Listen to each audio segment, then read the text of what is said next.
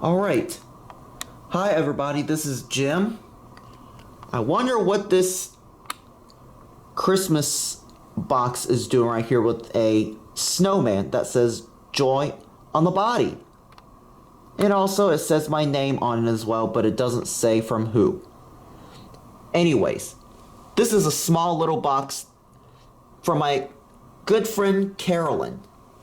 And today we're gonna see what's inside here. So it's already been easy to open, so we're gonna lift up on that lid.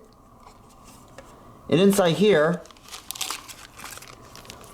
you got a plastic bag with a zipper on it, and look what this is.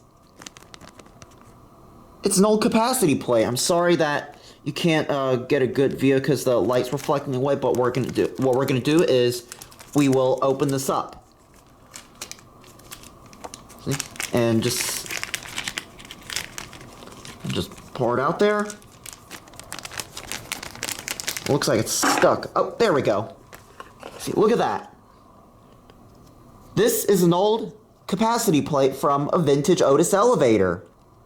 I wonder where this came from. Look at that. This is amazing.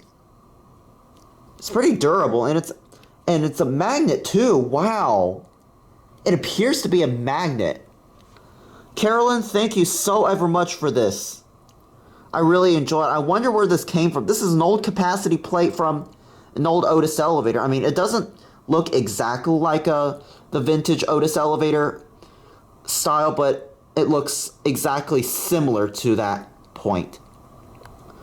Wow, this is awesome. I've actually seen a lot of capacity plates like in the Elevators Museum and stuff like that, and also probably in Jason's collection, including Justin, aka JimLiElevators 3219, and Jason as STL Elevators.